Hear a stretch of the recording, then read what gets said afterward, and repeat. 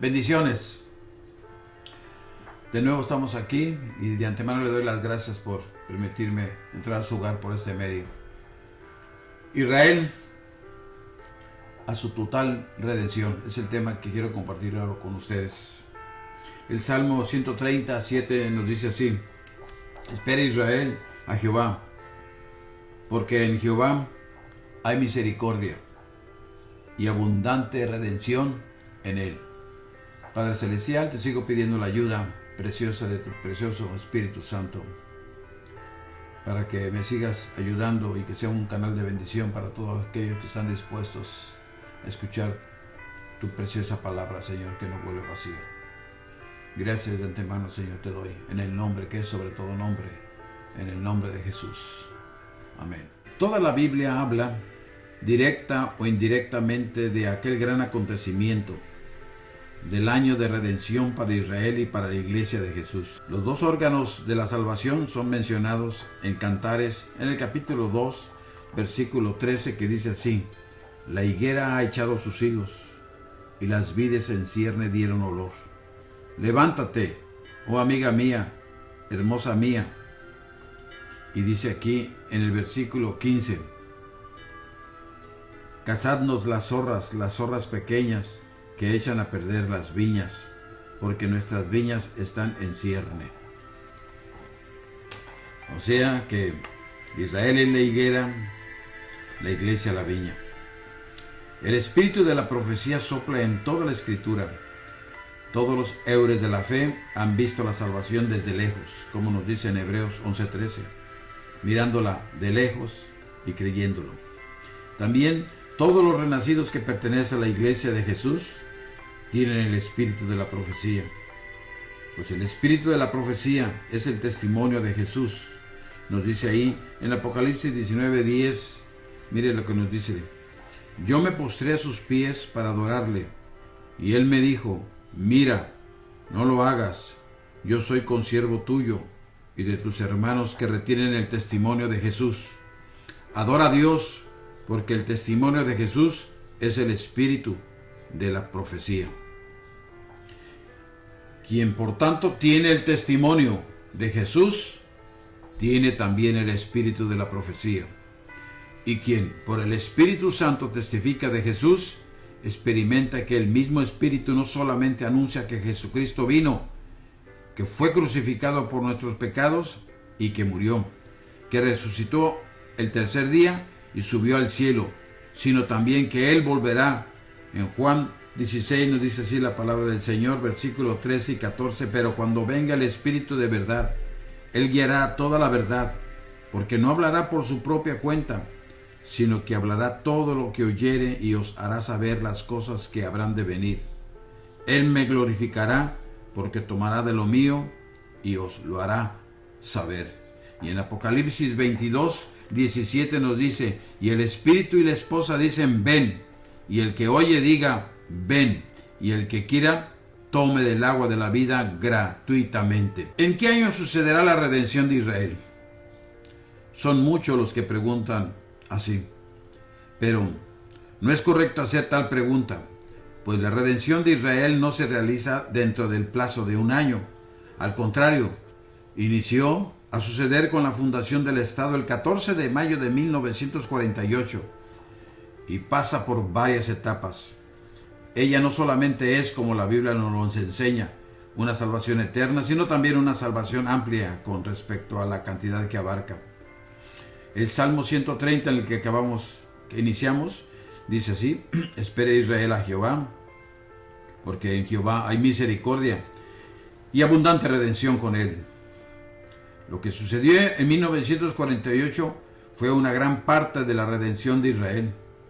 Cuando se fundó el Estado de Israel en aquella época, el aire vibraba, como si el Señor realmente se dispusiera a venir. Hoy en día hay muchos que atribuyen poca atención a aquel gran adelanto en la historia de la salvación, pero fue tremendo lo que sucedió. Israel volvió de la dispersión de Auschwitz, Treblinka y otros campos de concentración a la tierra prometida. Se levantaron de sus sepulcros, entre comillas. Ezequiel 37, del versículo 12 y 13, y dice, y se volvieron una nación. El profeta Isaías ya preveía la fundación del Estado de Israel, que se realizó el 14 de mayo de 1948.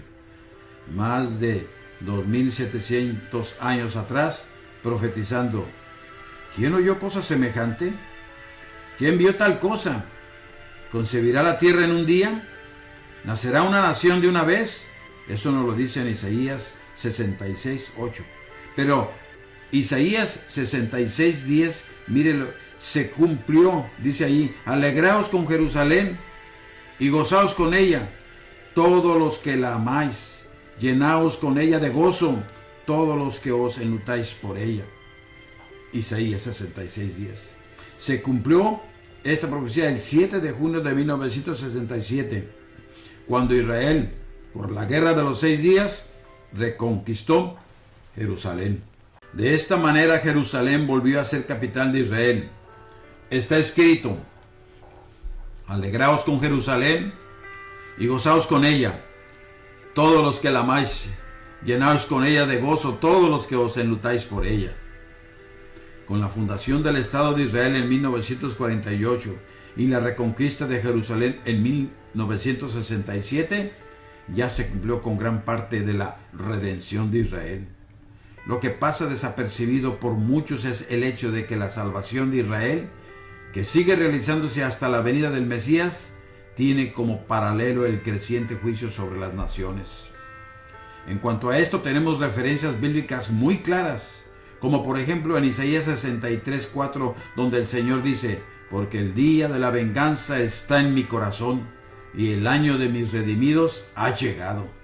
Es paralela entre la redención de Israel y el juicio sobre las naciones. Se expresa también en Isaías capítulo 13 del versículo 9 al 11, que dice así: he aquí el día de Jehová viene, terrible y de indignación y ardor de ira, para convertir la tierra en soledad y raer de ella a sus pecadores, por lo cual las estrellas de los cielos y sus luceros no darán su luz, y el sol se oscurecerá al nacer, y la luna no dará su resplandor.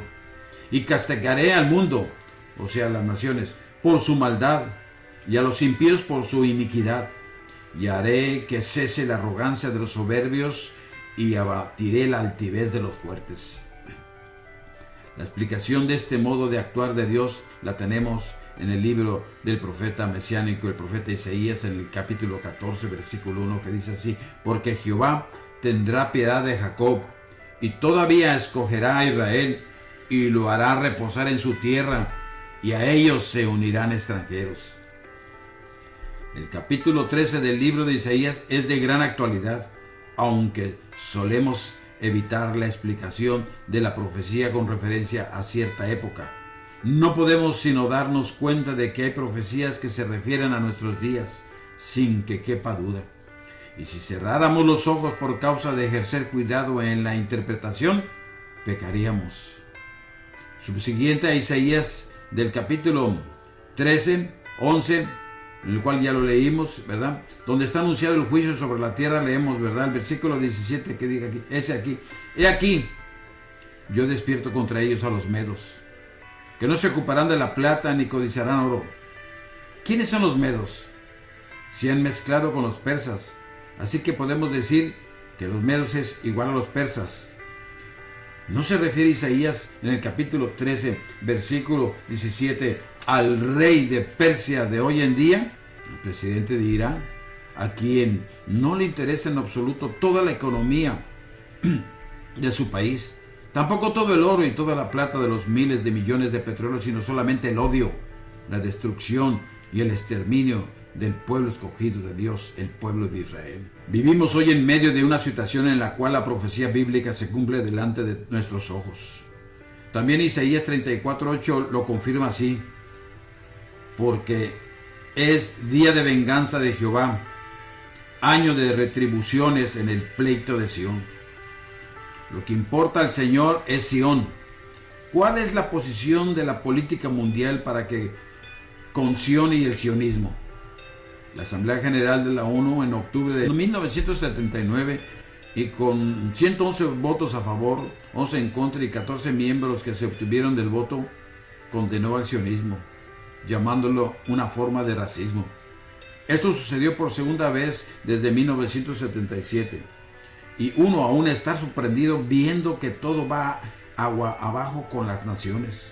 El juicio sobre las naciones, o sea, el año de retribución para las naciones de parte de Dios, corresponde a la confirmación de la causa justa de Sión. Y ahora importa observar cómo aquel día de venganza mencionado por los profetas ya irrumpe. En cuanto a esto, oímos algunas voces y lo vemos en las noticias. Ya en Líbano, Irán, hasta una China también, Turquía, ofreciendo apoyo y ayuda al pueblo palestino, que ellos iniciaron con los bombardeos, pero no saben que Jehová de los ejércitos, el Rey de reyes y Señor de señores, su ojo está puesto en el pueblo de Israel, y nosotros como creyentes lavados con la preciosa sangre de nuestro Señor Salvador, sigamos orando por ese pueblo, porque es el pueblo escogido de Dios, le guste o no le guste a las personas. Es el pueblo escogido de Dios donde nació nuestro Salvador, nuestro Redentor, el que nos ha redimido, el que nos volvió a comprar, pero no con oro ni con plata, sino con su preciosa sangre. Que Dios me lo siga bendiciendo, y se despide de usted su hermano y amigo, el pastor Carlos Parga. Gracias por permitirme entrar a su hogar por este medio. Y sigamos orando por la paz, dice así la palabra del Señor, por la paz en Jerusalén.